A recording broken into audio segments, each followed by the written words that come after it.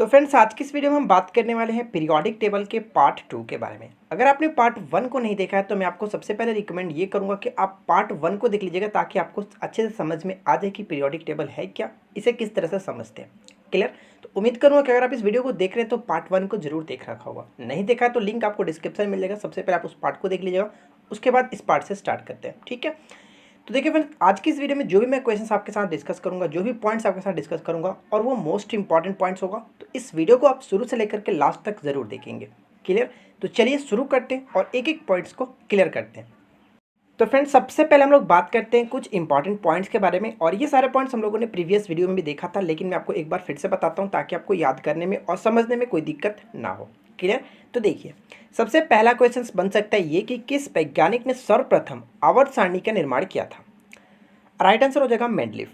Clear? लेकिन question ये पूछ ले कि आधुनिक आवर्त सारणी का निर्माण किसने किया था, तो उसका राइट आंसर होगा मोजले। ये दोनों क्वेश्चंस आप हमेशा याद रखेंगे, क्वेश्चंस पूछा जाता है। ठीक है, देखिए अगला पॉइंट में यहाँ क्या बन सकता है कि मेंडलीफ के आवर्त सारणी में तत्वों की जो संख्या थी वो कितनी थी। तो जब मेंडलीफ ने आवर्त सारणी बनाई थी उस समय तत्वों की संख्या 63 थी, लेकिन जब मॉडर्न पीरियोडिक टेबल बना जिसने मोस्ले ने इसको तैयार किया उस समय जो तत्व थे, टोटल तत्वों की संख्या हो गई थी 118, जो कि आप ये स्क्रीन पे देख रहे हैं। ये जो पीरियोडिक टेबल है फ्रेंड्स, ये मॉडर्न पीरियोडिक टेबल है और इसमें जो एलिमेंट्स हैं वो 118 है। तो ये पॉइंट्स हमारा क्लियर हो गया। अब बढ़ते हैं नेक्स्ट पॉइंट की तरफ। देखिए फ्रेंड्स नेक्स्ट पॉइंट में हमारा क्या दिया गया, यहाँ पे पहला पॉइंट मैंने क्या लगा रखा है कि आधुनिक आवर्त सारणी में वर्गों की संख्या जो है वो 18 है। चलिए गिन करके देख लेते हैं कि 18 है कि नहीं। एक एक करके सारे पॉइंट्स को आप गिनना स्टार्ट कीजिए। देखिए 1 2 3 4 5 6 7 8 9 10 11 12 13 14 15 16 17 18, देख सकते हैं सब पे नंबर भी दिया गया। यानी कह सकते हैं कि आधुनिक आवर्त सारणी में जो वर्गों की संख्या, देखिए फ्रेंड्स वर्ग किसे कहते हैं, वर्टिकल लाइन मैंने आपके लगा रखा है, जो वर्टिकल लाइन आप देख रहे हैं सीधा सीधा उसको कहते हैं वर्ग, और जो नीचे हॉरिजॉन्टल लाइन आप देख रहे हैं अगर इस तरह से देखेंगे तो इसकी संख्या 7 होती है, जबकि आवर्तों की संख्या कितनी होती है 7। ये पॉइंट्स मैंने आपको जो पार्ट 1 था उसमें भी बताया था, लेकिन वहाँ पर मैंने आपको एक चीज़ क्लियर नहीं किया था। मैंने वहाँ पे आपको बताया था कि वर्ग की जो संख्या थी वो 9 थी, क्योंकि फ्रेंड्स उस समय अगर देखो तो यहाँ से अगर इसको एक माना जाता है, यानी कि 1 2 और ये टोटल 3 4 5 6 7 8 9 इस तरह से गिना जाता था। लेकिन अगर टोटल को अगर आप ध्यान में रखोगे आधुनिक आवर्त सारणी के अकॉर्डिंग, तो आपके टोटल जो नंबर होते हैं वो कितने होते हैं, 18 होते हैं। तो ये दोनों कन्फ्यूजन आपको दूर रखना है। क्लियर? आगे बात करते हैं। देखिए आवर्त सारणी तो आपने आवर्त सारणी में वर्गों की संख्या तो आपने देख लिया, जबकि आवर्त की संख्या यानी कि बात करें हॉरिजॉन्टल लाइन क्या होता है, तो हॉरिजॉन्टल लाइन की संख्या कितनी है, देखिए 7 है कि नहीं, देख सकते हैं नंबर में 7 है। और फ्रेंड्स आगे हम इस वीडियो में बात करेंगे लेंथेनाइड और एक्टिनाइड स्टडी, जो कि मैंने आपको प्रीवियस वीडियो में नहीं बताया था, यानी कि पार्ट 1 में हम लोगों ने इसके बारे में डिस्कस नहीं किया था। तो आज की इस वीडियो में हम लोग लेंथेनाइड और एक्टिनाइड स्टडी के बारे में भी बात करेंगे। तो बस वीडियो को लास्ट तक देखते रहिए, और चैनल पर पहली बार आए तो चैनल को सब्सक्राइब करके नोटिफिकेशन बेल को ऑन कर लीजिए। अब बात करते हैं फ्रेंड्स कुछ इंपॉर्टेंट एमसीक्यू, जैसे क्वेश्चंस क्या पूछा जा सकता है। देखिए पहला क्वेश्चन मैंने ये लगा कि आधुनिक आवर्त सारणी में पहला तत्व क्या है। ये मोस्ट इंपॉर्टेंट क्वेश्चन है, हमेशा क्वेश्चन ये बनता है। तो देखिए आधुनिक आवर्त सारणी में पहला तत्व क्या है, आप देख सकते हैं कि मॉडर्न टेबल का अगर पहला तत्व को हम उठाएं तो यहाँ पे क्या है, पहला तत्व हाइड्रोजन, यानी फ्रेंड्स इसका राइट आंसर क्या होगा, हाइड्रोजन क्या एक प्रकार का गैस है, तो राइट आंसर क्या होगा, ऑप्शन नंबर सी गैस है। क्लियर? अब हाइड्रोजन से संबंधित जो भी पॉइंट्स है मैंने आपको यहाँ पे लिख रखा है, जिसके इसका एटॉमिक नंबर कितना होता है, 1 होता है। एलिमेंट्स जो सिंबल है वो क्या है, H होता है। हाइड्रोजन इसका नाम होता है, और इसकी जो वेट होता है यानी कि एटॉमिक वेट, यानी कि एटॉमिक आप इसका भार कह सकते हैं, कितना होता है, तो 1.008। तो ये सारे पॉइंट्स आप क्लियर करेंगे। ठीक है फ्रेंड्स, तो पहला बात क्लियर होगी कि नहीं।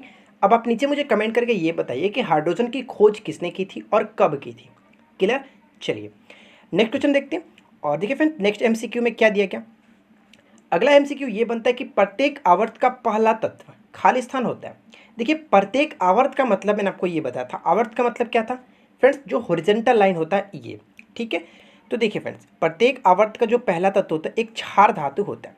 क्लियर? तो ये कह सकते हैं, तो सबसे पहले आप इस चीज़ को समझ लीजिए कि प्रत्येक आवर्त का पहला तत्व का मतलब क्या हुआ। आवर्त की संख्या होती है 7, तो प्रत्येक आवर्त का मतलब ये हुआ फ्रेंड्स, देखिए पहला एक आवर्त ये हुआ, एक आवर्त ये, आप यानी कि सभी आवर्त का पहला तत्व कहने का मतलब ये हुआ आपका, देखिए पहला तत्व ये बन रहा है कि नहीं। सभी आवर्त का पहला तत्व क्या होता है, अगर फ्रेंड्स इस पिक्चर को मैं थोड़ा सा जूम करूँ तो देख सकते हैं फ्रेंड्स यहाँ पे आपका यहाँ पे लिखा भी गया है। अगर आप इस कलर को ध्यान से देखेंगे तो अल्कली मेटल लिखा गया, यानी फ्रेंड्स क्षार धातु होता है। इस क्वेश्चन का राइट आंसर क्या होगा, क्षार धातु। देख सकते हैं जो भी इसका कलर है इस टाइप के कलर है, लेकिन फ्रेंड्स ध्यान रखिएगा आवर्त में तो पहला आवर्त हाइड्रोजन भी आता है, लेकिन हाइड्रोजन को छोड़ करके हाइड्रोजन आपका क्षार धातु के अंतर्गत नहीं आता। ये पॉइंट्स आप याद रखेंगे। क्लियर। आगे देखिए, इस पिक्चर को मैं थोड़ा सा नीचे कर देता हूँ, ठीक है। तो फ्रेंड्स कह सकते हैं कि इस क्वेश्चन का राइट आंसर क्या होगा, एक क्षार धातु होते हैं। यानी क्वेश्चन का मतलब क्या होगा कि प्रत्येक आवर्त का पहला जो तत्व होता है एक क्षार धातु होता है। राइट आंसर होगा ऑप्शन नंबर ए। लेकिन फ्रेंड्स अगर क्वेश्चन यही पूछ ले कि प्रत्येक आवर्त का अंतिम सदस्य क्या होता है, तो ध्यान दीजिएगा प्रत्येक आवर्त का अंतिम सदस्य कौन सा हुआ, तो प्रत्येक आवर्त ये हुआ, प्रत्येक आवर्त का अंतिम सदस्य, अंतिम सदस्य यानी कि जो आपका ग्रुप 18 हुआ ये, ठीक है। ग्रुप 18 हो गया आपका अंतिम सदस्य। तो अंतिम सदस्य जो होता है फ्रेंड्स इनर्ट गैस होता है। इनर्ट गैस को हिंदी में निष्क्रिय गैस कह सकते हैं, अक्रिय गैस कह सकते हैं, या फिर इसको उत्कृष्ट गैस के नाम से भी जाना जाता है। जिसमें फ्रेंड्स कौन कौन से तत्व शामिल होते हैं, तो हीलियम होता है, नियॉन होता है, ऑर्गन होता है, क्रिप्टॉन होता है, जेनॉन होता है और रेडॉन होता है। आप इसको पढ़ सकते हैं, ठीक है। यानी कि ग्रुप 18 में जो जो तत्व आते हैं, जैसे हीलियम, ठीक है, हीलियम आता है, नियॉन आता है, आर्गन आता है, क्रिप्टॉन, जेनॉन और रेडॉन, ये सारे से के सारे क्या होते हैं फ्रेंड्स, एक निष्क्रिय गैस होते हैं, यानी कि इनर्ट गैस होते हैं। ये पॉइंट्स आप याद रखेंगे। यहाँ पे आप लोग दो चीज़ आपने याद रखना है कि पहले आवर्त का, प्रत्येक आवर्त का पहला जो तत्व होता है फ्रेंड्स वो क्या होता है, एक क्षार धातु होता है, लेकिन जो उसका अंतिम सदस्य होता है एक इनर्ट गैस होता है। ये दोनों पॉइंट्स को क्लियर करना है, ठीक है। आगे बढ़ते हैं। देखिए नेक्स्ट पॉइंट पे हम लोगों ने यहाँ पे क्या लगा रखा है, तो यहाँ पे इंपॉर्टेंट पॉइंट्स है और इस पॉइंट्स को आपको अच्छे से समझना होगा। तो ध्यान से समझिएगा क्या कह रहा है। सिक्का धातु किस वर्ग को कहा जाता है। देखिए फ्रेंड्स सिक्का धातु किस वर्ग को कहा जाता है, तो इसका राइट आंसर है ग्रुप 11। तो अब ग्रुप 11 को सिक्का धातु क्यों कहा जाता है, तो इसके अंतर्गत देखिए फ्रेंड्स ग्रुप 11 को हम सबसे पहले पिक करते हैं। तो हमारा ग्रुप 11 कौन सा, यानी कि ग्रुप 11 हमारा ये बनता है, ठीक है। तो ग्रुप 11 में कौन कौन से तत्व आ रहे हैं, जैसे फ्रेंड्स आपका कॉपर आता है, सिल्वर आता है, सोना आता है, इस टाइप के जो भी तत्व यहाँ पे आते हैं। तो यहाँ पे देख सकते हैं फ्रेंड्स, क्योंकि सिक्के बनने वाले जो धातु है जैसे तांबा, चांदी, सोना आदि जो है वर्ग 11 के अंतर्गत आते हैं, इस वजह से कहा जाता है फ्रेंड्स कि सिक्का धातु, ठीक है। तो ये मोस्ट इंपॉर्टेंट पॉइंट है, याद रखिएगा, पेपर में डायरेक्ट क्वेश्चन पूछा जा सकता है इसी टाइप से। क्लियर। आगे बढ़ते हैं। देखिए नेक्स्ट पॉइंट में हमारा क्या दिया गया, इंपॉर्टेंट पॉइंट्स का नेक्स्ट जो पॉइंट बनता है ये है कि हैलोजन तत्व जो है वो किस वर्ग के अंतर्गत आते हैं। ये पॉइंट्स मैंने आपको पहले ही बताया कि जो हैलोजन तत्व आते हैं वो ग्रुप 17 के अंतर्गत जो भी तत्व रखा गया उनको कहा जाता है हैलोजन तत्व। तो यहाँ पे आप देख सकते हैं फ्रेंड्स ग्रुप 17 कहाँ पे, ग्रुप 17 आपका ये पड़ता है, और इसमें जो भी तत्व आप देख सकते हैं कौन कौन से तत्व है। तो सबसे पहले आपका आता है फ्लोरीन, उसके बाद आता है क्लोरीन, ब्रोमीन, आयोडीन और अस्टेटिन। तो ये 5 जो तत्व है मोस्ट इंपॉर्टेंट है और अक्सर आपके पेपर में देखने को मिलता रहता है, ठीक है फ्रेंड्स। तो देखिए यहाँ पे हम लोग बात करेंगे कुछ इंपॉर्टेंट पॉइंट्स के बारे में, जैसे कि आपका हैलोजन तत्व में जो भी इंपॉर्टेंट पॉइंट्स है उसके बारे में लोग थोड़ी सी आगे जानकारी लेंगे, ठीक है। तो सबसे पहले इस स्लाइड को आगे बढ़ते हैं, और इस स्लाइड को आगे बढ़ने से आप देख सकते हैं यहाँ पे इंपॉर्टेंट पॉइंट्स है हैलोजन ग्रुप से संबंधित। जैसे फ्रेंड्स सबसे इंपॉर्टेंट पॉइंट बनता है फ्लोरीन। तो फ्लोरीन में जो हमारा होता है उसको किस तरह क्यों इंपॉर्टेंट है, क्योंकि सबसे इसका विद्युत ऋणात्मक जो तत्व होता है, सर्वाधिक विद्युत ऋणात्मक तत्व माना जाता है फ्लोरीन को, ठीक है। क्लोरीन की बात करें तो क्लोरीन फ्रेंड्स देखिए कीटाणुनाशक के रूप में प्रयोग किया जाता है, तो ये पॉइंट भी इंपॉर्टेंट है। और ब्रोमीन जो होता है, ब्रोमीन क्यों फेमस है, ये अपने आप में ही काफ़ी चर्चा में रहता है। क्यों, क्योंकि तरल अवस्था में पाया जाने वाला एक अधातु होता है, ठीक है, जो कि ब्रोमीन आप कह सकते हैं। तो फ्रेंड्स ये दोनों पॉइंट्स बहुत इंपॉर्टेंट है, याद रखेंगे। क्लियर। अच्छा ये तो बात हुई कि तरल अवस्था में पाया जाने वाला अधातु होता है, लेकिन अगर धातु पूछ ले तरल अवस्था में पाया जाने वाला धातु क्या होता है, तो वो होता है Hg यानी कि पारा, ठीक है फ्रेंड्स, पारा आप याद रखेंगे। क्लियर। आगे बढ़ते हैं। देखिए नेक्स्ट पॉइंट हमारा क्या दिया गया, यहाँ पे इंक्लूड किया गया फ्रेंड्स लैक्टेनाइड और एंटेनाइड श्रेणी के बारे में हम लोग बात करेंगे, ठीक है। लैंथेनाइड और एक्टिनाइड श्रेणी क्या है और इसको किस तरह से आप याद रखेंगे, किस तरह से समझेंगे। तो चलिए मैं आपको बताता हूँ एक एक करके सारे पॉइंट्स को। सबसे पहले हम लोग बात करते हैं लैंथेनाइड श्रेणी। तो देखिए फ्रेंड्स लैंथेनाइड श्रेणी होता क्या, तो इस श्रेणी के सभी जो तत्व होते हैं फ्रेंड्स या तो उष्मा या फिर विद्युत के सुचालक होते हैं, ठीक है। और आगे ये कह सकते हैं कि इनकी जो संख्या होती है कहाँ से कहाँ तक के लैंथेनाइड श्रेणी और एक्टिनाइड श्रेणी कहा जाता है, जो कि मोस्ट इंपॉर्टेंट एग्जाम्स के पॉइंट ऑफ व्यू से हमेशा ये क्वेश्चन पूछा जाता है कि फ्रेंड्स लैंथेनाइड श्रेणी की जो संख्या वो कहाँ से कहाँ तक होती है। तो देखिए अगर आप इस टेबल को ध्यान से देखेंगे तो आप यहाँ पे देखेंगे फ्रेंड्स जो 57 आप देख रहे हैं वहाँ पे स्टार मार्क किया गया और एल लिखा गया। एले का मतलब क्या फ्रेंड्स, लैंथेनम होता है, ठीक है। लैंथेनम से बाद स्टार्ट होता है, यानी कि 57 से लेकर के 71 तक आप यहाँ पे जाएंगे। देखिए 57 के बाद स्टार्ट किया गया, यानी कि ये जो आपका लैंथेनाइड सीरीज स्टार्ट होता है, लैंथेनाइड सीरीज स्टार्ट होता है वो 57 से लेकर 71 तक होता है, ठीक है। इसमें जो भी तत्व हैं वो आपके लैंथेनाइड श्रेणी के अंतर्गत आते हैं। और इसको लैंथेनाइड क्यों कहा जाता है, क्योंकि फ्रेंड्स ये लैंथेनम के बाद से स्टार्ट होता है, यानी कि लैंथेनम तत्व से स्टार्ट होता है, इस वजह से इसको लैंथेनम श्रेणी कहा जाता है। क्लियर। इसमें कुछ इंपॉर्टेंट पॉइंट्स आपको ये याद रखने कि इन्हें संक्रमण तत्व के नाम से भी जाना जाता है। और साथ ही साथ फ्रेंड्स ये पॉइंट बहुत ही ज़्यादा अच्छा बन सकता है कि आपके लिए। देखिए 61 यानी कि प्रोमीथियम जो आप देख रहे हैं यहाँ पे 61 PM, ये क्या होता है फ्रेंड्स, एक रेडियो सक्रिय तत्व होता है। ठीक है, रेडियो सक्रिय तत्व होता है, ये चीज़ आप याद रखेंगे।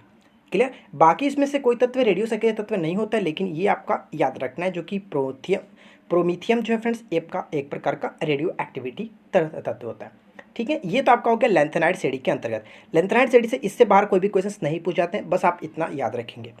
एक्टिनाइड श्रेणी के बारे में बात कर लेते हैं, जो कि बस इसमें कुछ है नहीं, बस आपको ये याद रखना है फ्रेंड्स कि एक्टिनाइड श्रेणी की जो संख्या स्टार्ट होती है वो कहाँ से होती है, तो 89 से होता है। आप यहाँ पे देखते हैं, देखिए फ्रेंड्स 89 अगर आप देखोगे तो एक्टिनम से स्टार्ट होता है, इस वजह से इसका नाम एक्टिनम श्रेणी रखा गया था। और जो भी आप यहाँ पे तत्व देख रहे हो वो एक्टिनम सीरीज के अंतर्गत आता है। ठीक है, यानी इसकी जो संख्या स्टार्ट होती है 89 से लेकर के 103 तक होता है। और ये दोनों पॉइंट्स आप याद रखेंगे, 57 से 71 और 89 से 103, जो कि डायरेक्ट पेपर में पूछा जाता है। ठीक है फ्रेंड्स, और इस श्रेणी के लगभग सभी जो तत्व फ्रेंड्स वो रेडियो सक्रिय तत्व होते हैं। ये दोनों कन्फ्यूजन नहीं करना, आपको दोनों चीज़ों को अच्छे से याद रखना है। क्लियर। तो देखिए फ्रेंड्स, ये थी आपकी लैंथेनाइड और एक्टिनाइड श्रेणी के बारे में, जो कि हम लोगों ने प्रीवियस वीडियो में डिस्कस नहीं किया था, और मैंने आपको बोला था कि अगले पार्ट में इसके बारे में अच्छे से चर्चा करेंगे। ठीक है, अब देखिए फ्रेंड्स, यहाँ पे बात करते हैं कुछ और भी इंपॉर्टेंट पॉइंट्स जो कि पेपर में अक्सर क्वेश्चंस बनते हैं।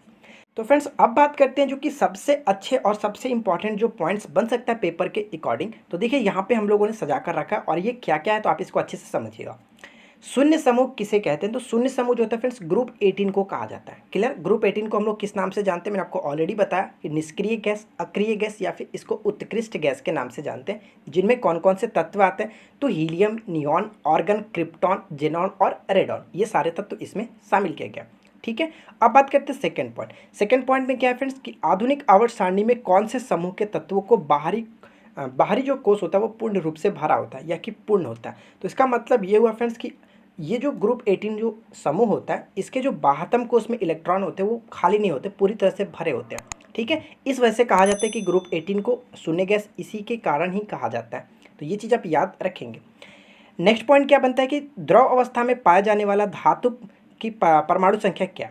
देखिए हम लोगों ने ऊपर में देखा था फ्रेंड्स कि जो हैलोजन ग्रुप था उसमें ब्रोमीन क्या था कि तरल अवस्था में पाया जाने वाला एक अधातु था। लेकिन फ्रेंड्स यहाँ पे क्वेश्चन ये पूछा है कि द्रव अवस्था में पाए जाने वाले धातु का परमाणु संख्या क्या है। मैंने आपको ऊपर बताया था कि पारा होता है जो कि Hg था, उसकी एटॉमिक नंबर कितना होता है 80, ये पॉइंट याद रखेंगे। क्लियर। अब बात करते हैं जो कि तीन सबसे इंपॉर्टेंट क्वेश्चन ये बनता है कि सबसे भारी धातु कौन सा है, तो ओस्मियम होता है। आपके लिए छोटा सा क्वेश्चन, नीचे आप मुझे कमेंट करके बताइए कि ओस्मियम का जो एटॉमिक नंबर होता है वो कितना होता है। ठीक है फ्रेंड्स, अब बात करते हैं सेकंड पॉइंट क्या कह रहा है कि सबसे हल्की धातु कौन सी है। तो लिथियम जो होता है वो सबसे हल्की धातु होती है। और फ्रेंड्स ये कितने नंबर पे आता है, तो ये 3 नंबर पे आता है। क्लियर। सबसे हल्का तत्व कौन सा होता है, तो हाइड्रोजन होता है सबसे हल्का तत्व। तो हाइड्रोजन से रिलेटेड मैंने आपको क्वेश्चन पूछा, आप नीचे मुझे कमेंट्स करके बताइएगा जो मैंने पूछा था कि इसकी खोज कब और किसने की थी।